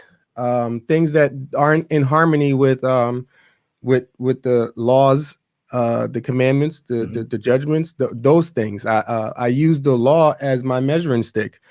If something seems off, seems shaky, such as Yah telling Moshe to build a serpent and put it on a pole and hold it up so that the people can look at it and be healed. That's nonsense. That didn't happen. And that's rubbish. According to what? Why? Okay, it's according to sense. Why would Yah command, after he said, don't have any idols, don't make any graven images, why would he command Moshe to build a serpent of all things, put it on a pole, and hold it up so people could look at it and believe it? And then you go over into the New Testament, it's going to tell you, like, Moses lifted up the serpent in the wilderness, so must the Son of Man be lifted up. That's clearly an insertion. That's clear. All right, so Yah doesn't change. Yah doesn't change. So if he's never healed people by using graven images before, and he's never healed them after by using graven images, that means he never did it. He doesn't change. All right, so his Proverbs. Proverbs 3:5 says, trust in the Most High with all thy heart, and lean not unto thy own understanding. What does that mean? Trust in Yah with all thine heart, right? And lean not to thine own understanding. I mean, it's clear what it's saying. It says don't lean to your own understanding. You trust in Yah, and you don't lean to your own understanding. You don't follow what you think, because you might be wrong. You could be wrong. Everyone's wrong at some point in time. Absolutely.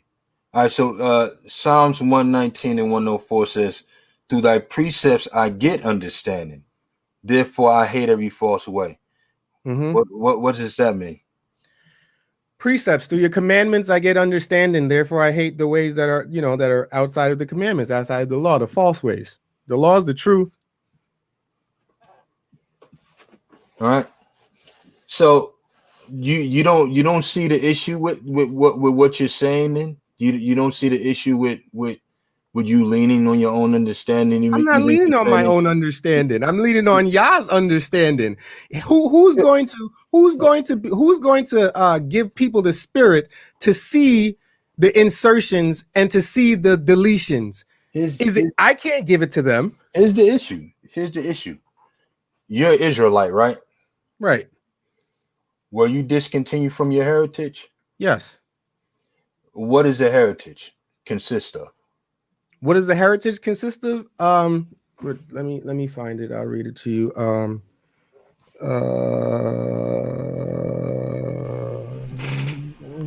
Okay, I'll read this. This is in Yeshaya 54, verse 17. This is our heritage, right? Says it, no weapon that is formed against thee shall prosper, and every tongue that shall rise against thee in judgment thou shalt condemn. This is the heritage of the servants of Yah, and their righteousness is of me. Say it, Yah. So that's what our heritage is, right? All right, so just to break it down, a heritage consists of land. It consists of laws, practices, languages, customs, right? Right. So if you're discontinued from that, and you said you've come into the understanding that you're Israelite, what, 6 years ago? Right, roundabouts. All right. So do you believe that you gained the full understanding of your heritage in these 5-6 years? The full understanding? No. All right. So if you haven't gained the full understanding of your heritage in these 5 or 6 years, don't you think it would take just I don't want to be offensive. All right, so I'll put it in my terms. For me, when I read the scripture, I read it with a humble heart, because there may be things in there that I don't understand. And unless I found something that shows that it was completely incorrect, right, I don't deny it, and I don't say that it's incorrect. So when we look at the Most High putting the serpent on that stick, it may appear to us, right, those who are discontinued from our heritage and just starting to learn what our heritage is, that this is incorrect, this is wrong. But there may be some information or backstory on that we don't know about.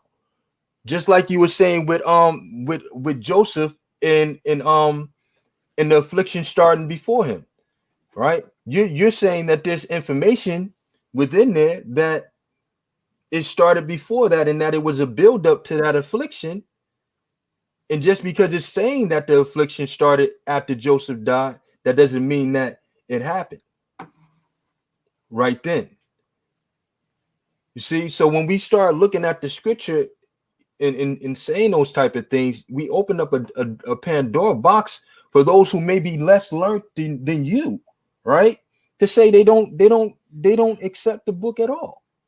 That's all right. They can say whatever they want. But what I'm trying to say to you, right? Though, brother. What I'm trying to say to you, you said that I've been in it for 5 or 6 years, right? Time doesn't matter. Yeshaya 11 verse 3, and shall make him of quick understanding in the fear of Yah. Quick understanding, right? Not decades, not a long drawn out time. Quick understanding, right? So if one is seeking, you might have been disconnected from your heritage. We all were. But if one is truly seeking Yah with their whole heart, whole soul, whole mind, they love only Yah. They're not wandering and searching for anything else but Yah. Yah is the one that gives knowledge, wisdom, and understanding. Solomon said the fear of Yah is the beginning of knowledge. The fear of Yah is the beginning of wisdom. So it's not leaning to your own understanding or one person leaning on their own understanding. Yah has already told us how this thing is going to go, right? It says, surely Yah will not do anything. All right, so but he reveals his secrets to the servants, his prophets. All right, right? I'm glad you said that. Right, so we know that Yah knew that we would wake up, and that when we woke up, we would start to search for him. So Yah the righteous thing to do would be to provide a source of information. To make it easier, to alleviate the search for some people, so that people don't spend too much time chasing their own tails. Right? Okay. So let's get back to the 400 years then. Okay. All right. So within the understanding of how many years they was afflicted. Well, you never gave me your understanding. Can you I know you said 215 years in Canaan, 250 years in in Egypt, but that's 430 years. And the prophecy said that they would be afflicted for 400 years. And you said that that was just sojourning. That's to say, like, okay, sojourning just means they was dwelling in that area for that amount of time. It's like me living with somebody and they treated me bad for I lived there with them for 5 years. They treated me bad for 2 years. My full sojourning with them would have been 5 years, but the wrongful treatment would have been 2 years. So when we're talking about the sojourning, that's important, because if the time is split up between Canaan and Egypt, the first thing I had to ask was, how long were they in Canaan then? Because if we were supposed to be afflicted in Egypt for 400 years, and then how much time did they spend in Canaan? All right. So the first thing I found, the children of Israel, our forefathers. What children of Israel in Canaan? Okay, so after Abraham, Jacob and all his sons. Isaac, then after Isaac came Esau and Jacob, and you're saying that all of this was taking place in the land of Canaan, starting from Abraham. Starting from Abraham unto Jacob, how long they dwelt before Jacob went into the land of Egypt and dwelt there with his son Joseph. But the prophecy wasn't concerning Abraham. It wasn't, but the sojourning was concerning Abraham. No, it didn't. It doesn't say anything about Abraham sojourning. It doesn't. It says that no of a surety that thy. What does it say? It says, where is it? Crap again. And this is because some information that you're not privy to. It says, know of a surety that thy seed, right? When the sun was going down, a deep sleep fell upon Abram, and lo, and horror of great darkness fell upon him. And he said unto Abram, know of a surety that thy seed shall be a stranger in a land that is not theirs, and shall serve them. They shall afflict them 400 years. What does this have to do with Abraham? He told Abraham that he was going to go to his grave in peace. I'm talking about the sojourning. I'm talking about the sojourning, right? Not the affliction, the sojourning, right? Now, like I was saying before, you're not privy to some information that I have, all right? Now, I'm privy to the book of Jubilees. I've read it. I'm privy to the book of Jasher. I've read it. I'm privy to the book of Enoch. I've read it. I've read them. That's why I discredit them. You're not. All of it's not incorrect. Okay. All right. I mean, you have to put the truth in there with good lies to convince people, right? Chew the meat out the bones. Yes. Hey, can I say something? Yeah. This is what happens when we play the game of limiting ourselves to just using the Old Testament. All right. Mm-hmm. The Old Testament tells us to the law and to the testimony. Right. Mm-hmm. So if they speak not according to this word, there's no light in them. There's no light in them. So you ask the question, what does this have to do with Abraham? If we go to the book of Galatians, it'll tell us exactly what this 430-year period had to do with Abraham. Mm-hmm. Exactly. But he's not privy. But you're not privy to the New Testament, so we have to limit ourselves to your understanding. When the New Testament is idolatry. Well, that's your understanding. What we're saying is that yes, that's your understanding of the New Testament. That's not my understanding. That's not Brother Banya's understanding. What's your understanding? Our understanding is that the New Testament is included. It's a fulfillment of the things that we read in the Old. So there's a man God over there. There's a God man over there. I mean, like I said, if that's your understanding of it, then that's your understanding of it. I'm just asking you because, like I said, I am privy to it. I have read it, and I know what it says. So I just I'm trying to get your understanding or your interpretation of what's going on over there. Why you refer to it? My understanding. Don't. As a matter of fact, all right. So before you even do this, because we don't want to go in that direction, because he's already decided that he doesn't believe that. So I don't want to get into a spiel about the New Testament. Let's just keep it that he's not privy to. You may have read it, but there are some things that you may not have understood. All right. So, all right. The sojourning was 430 years. All right. And according to what's written within just staying within the frame of what you say you believe, or what you say you concur with or agree with, right? The book of remembrance, right? The Old Testament, the law, the Psalms, and the prophets, right? According to what you say you believe, we do not find any time of affliction until after Joseph died. No mention of any affliction until then on the children of Israel in Egypt. All right. So there was a clear issue with the math on that one. There's a clear issue with the math on that. And there's no way that you can get 400 years of affliction in Egypt. Just dealing with the Old Testament alone. Just dealing with the numbers. All right. And like you said in your video, the Most High doesn't, when he says 400 years of affliction, he means 400 years of affliction. Sorry, let me ask you a question. How long was Yahusuf down in Egypt before he died? How long was Joseph? He died at the age of 110. Okay, so all right, and he was 39 when his father came down there, right? All right, so that's 71. That's 71 years he lived after his father came into the land. So after the children. Okay. Exactly. That's All right. 71 years after. And then after he died, a king or pharaoh, whoever it is, rose up, right, and then started to afflict them, right? Absolutely. So, was that immediately after he died? No, it wasn't. It wasn't immediately after he died, and that's About how long? and that from based off of what we read in the New Testament, it says the affliction didn't start until after around the time Moses was born. The affliction didn't start till around the time Moses was According to born. what we read in the New Testament. Yes. How long after Yahusuf perished did Moses die? I mean, was Moses born? Let's see.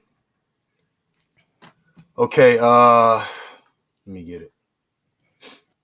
About 64 years. 64 years? 64 years passed before Moses was born. Okay.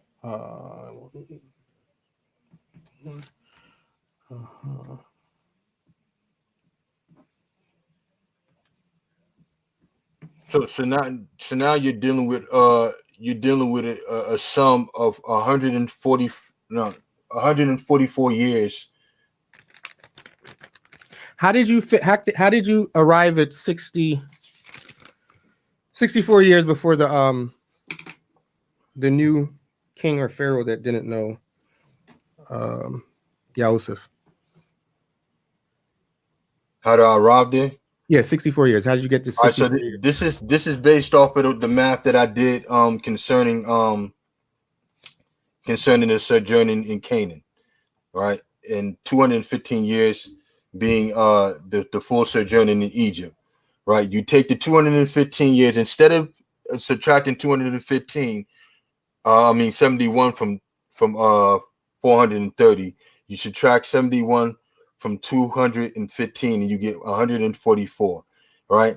Then you subtract the age of Moses from that 144, which gives you 64, which is the amount of time that passed before Moses was born. Also, so you have a total of 144 years that had that was left. Mm-hmm. But let me do the math right here, because I can work it out right here. All right, so we have 400, and I'm gonna start from just from your premise. I'm gonna start. All right, let me get this. All right. So we're going to start back with this. We're going to start back to the 430 years.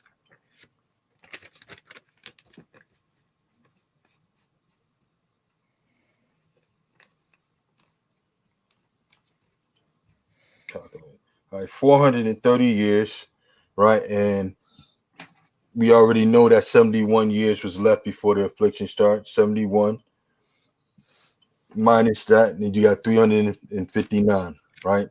Now, it says that we know that Moses left Egypt at the age of 80. He brought the children of Israel out, right? So let's subtract 80 from 359. You got 279 years left, and hold on.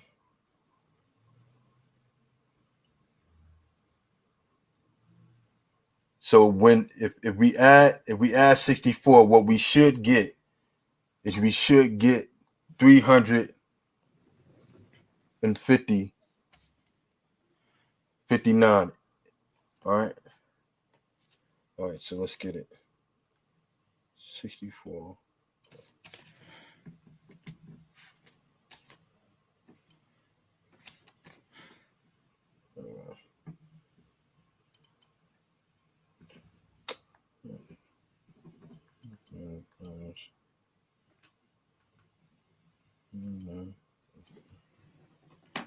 Plus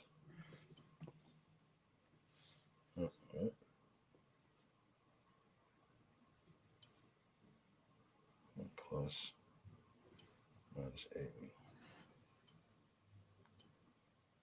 That's 64.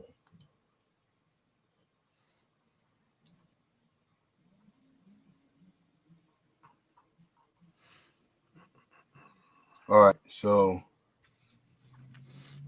what it said is there's 430 years. All right, so we subtract 71, which is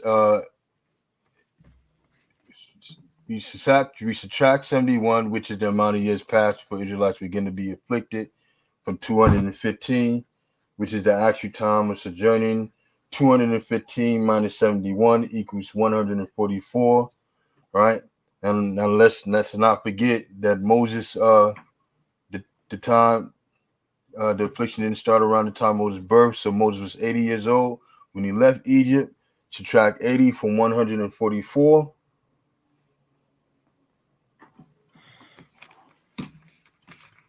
And you get 64.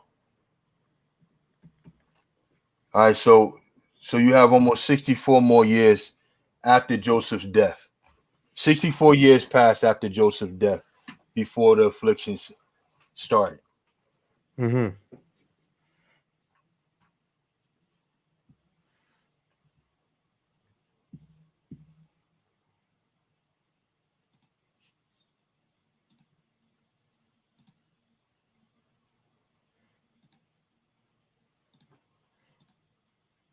Right?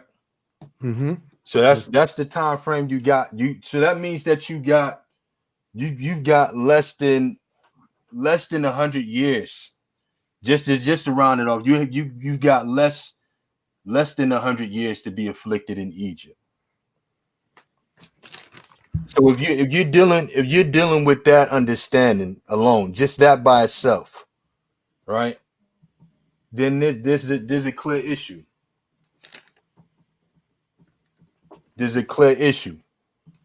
Because if the Most High is perfect in prophecy concerning the 400 years, then that messes everything up. And like I was saying before, it's not just that stipulation. There's other ones also. You know, there's the fact that they was dwelling in their own land during that time. You know, there's the understanding that Acts said that they would be brought into bondage.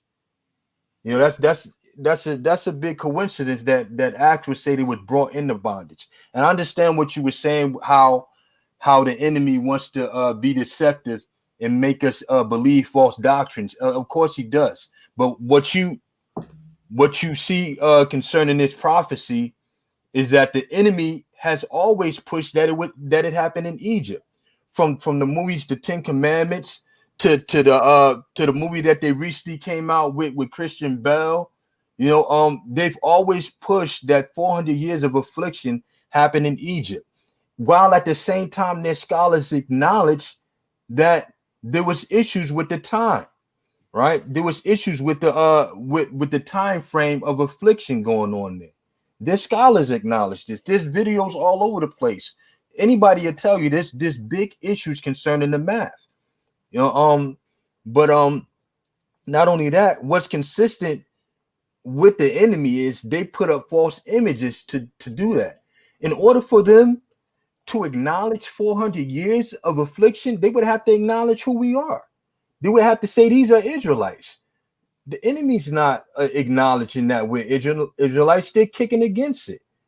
They're going against us when we speak out and say that this land is facing judgment because of what was done, and that the whole earth is facing judgment because of what was done. They're labeling us bywords. Even if they do say Israelite, they put a misnomer on Black Hebrew Israelites. They associate us all with camps. They lump us all into one category. So I mean, before I even read the Bible, I knew about the 400 years in Egypt. Why? Because Charlton has it in the Ten Commandments. But when we come into understanding who we are, we're told to question everything that the enemy prior had given us prior to that. And I roll with that Egypt was the place. I rolled with that for a long time until somebody told me. And when somebody told me, I still didn't believe them. So I'm not by any means thinking that you're gonna leave out of here saying, oh yeah, Egypt wasn't the place. But as a man of the Most High, I feel it's my duty to plant that seed so that you can do your own studies and draw your own conclusion. And that way I've done my job. And I still maintain that whether you come out here agreeing or not, you're still a brother of mine. I don't have any problem with you. I'm not expecting you to agree. I'm expecting for you to bring all your information, and I give my information, and you make your decision from there, or I make my decision from there. If you bring something that I hadn't priorly thought of, then I'm gonna have to check it out, because in the end, it's our lives on the line. It's our salvation on the line. It's our future. But like I was Hey, saying, yeah. hey, brother. Also, too, I want to just build off of that too. I don't want to stretch this out. We may finish this, but if you want to get together later on at a later date, and For all three sure. of us, For yeah, sure. all three of us, like in private, all three of us go over the information and everything. That way we can have a better understanding, because like I said, this was the whole point of this. You the only brother that disagreed, but that came forward with your position. And so I appreciate that, and the brother appreciates that as well. And so Absolutely.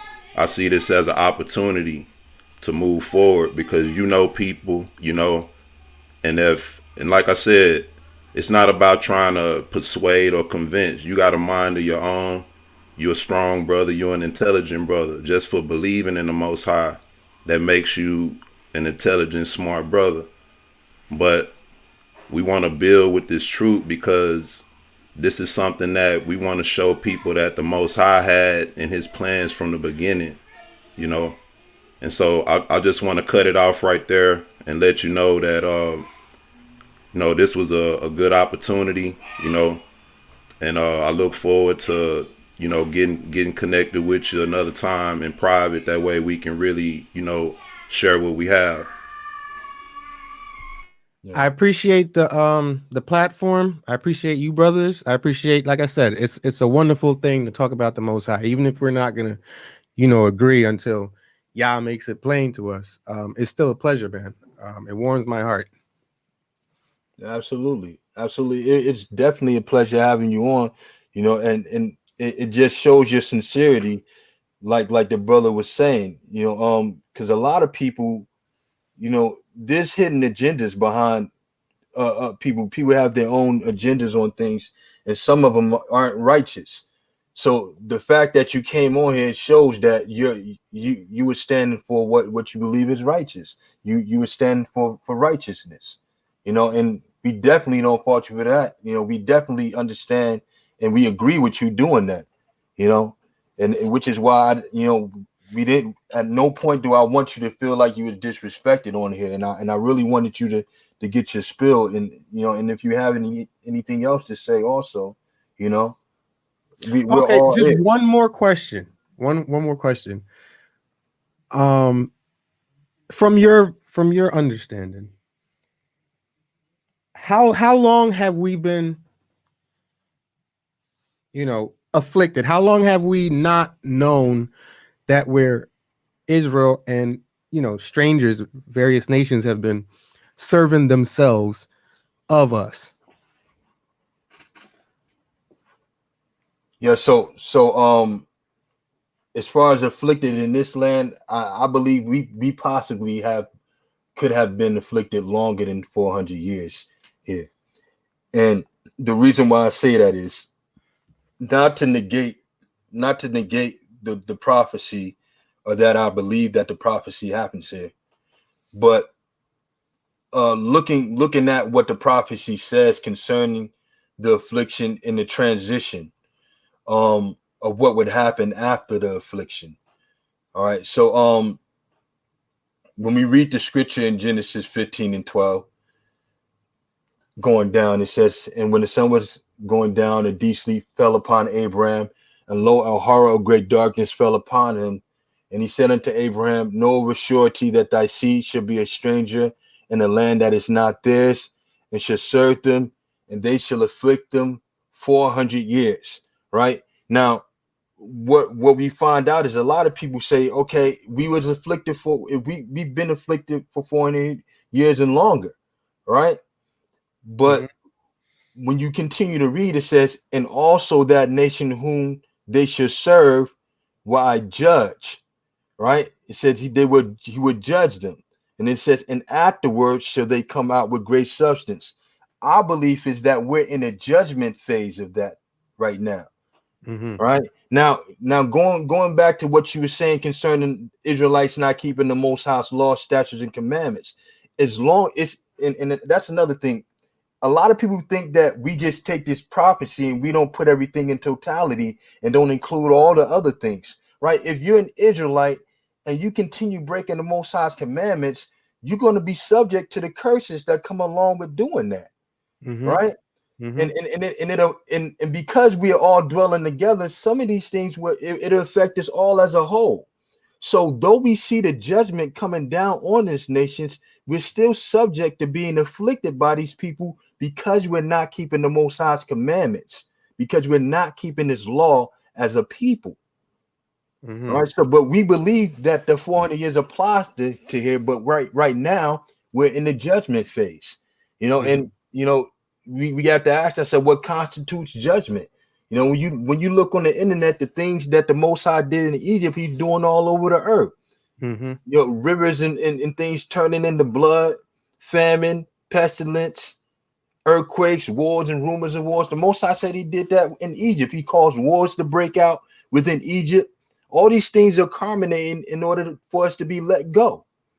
But we have these issues with our people not keeping the commandments, and you have issues with our people not wanting to leave here. Just like when they left out of Egypt, they still wanted to be there, and they came at Moses for taking them out of Egypt and blamed him because the things that they had in Egypt they didn't have in the wilderness, So I mean, there's no new thing under the sun.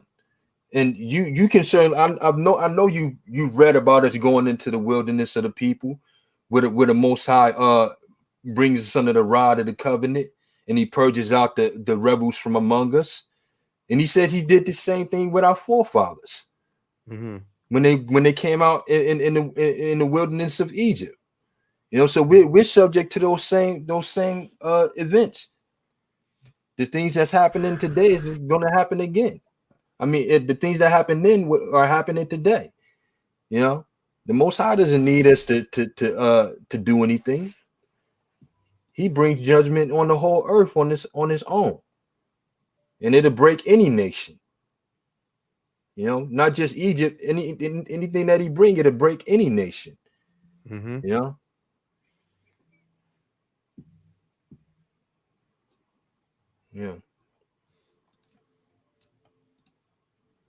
But I'm sure once you've had a chance, and I encourage you to watch some of my work. Then you can have an opportunity That's without a to doubt. I actually perhaps watched short video, I think. So yeah, I'll definitely be checking you out. Yeah, and likewise. As a matter of fact, let me put a link up to your videos in here also. Let me put a link to your page up in here. So brothers and sisters know where to check you out. And that's the whole purpose. The end purpose is to build. We want to build, and not just build according to discussion, but like you said, the Most High considers us a nation. And unless we start, bringing these things out and start to build according to our commonalities, we're not going to be able to bring anything tangible about, So, as a people, we want to start bringing things that's tangible, things that's going to make a difference within the lives of our people, because when we go into the wilderness, we got to have some kind of a plan. We got to have some type of understanding. But here's the link to the brother's YouTube page. I encourage everybody to check his work out. I've only seen the 400 years, but just based off the conversation that I've had with this brother, I can tell he's a very intelligent brother. You know, don't go on the brother's page picking fights, please. You know what I mean? You know, but yeah. If you had anything else to say, brother Eric, or you know, or Nah, that's it, man. I just want to once again thank you, bro, for joining us, and I hope the Most High keep you and protect you and your family and everything. And peace and blessings to everybody in the chat that joined us. Everybody stay safe. Peace. yeah. Peace. God bless. Peace and blessings.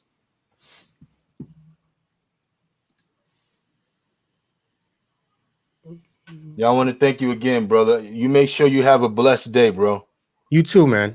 Take it easy. And if you have any more information that you think you can that you want to send to me, let me give you my email. I'm gonna send it up in the private. Is that same email address that you sent? Yeah. Okay, Yeah, all right, absolutely. Because I especially about that Melchizedek and all the other information, Mm-hmm. you know, I want to take a look at that stuff. So if you can send it to my email, any information you got, I want to take a look at that stuff. I could do that. Yeah, I will do that.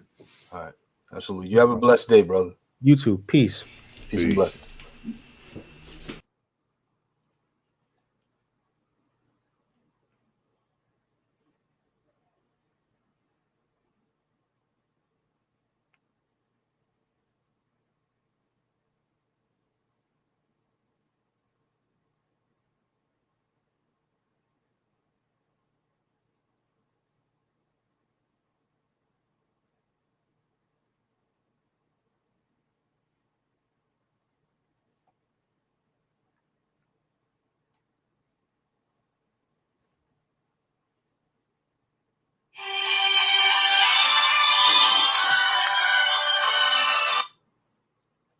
Shalom, Mark.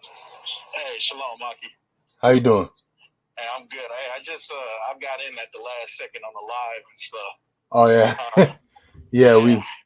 We had a little discussion going on there. Man, you got.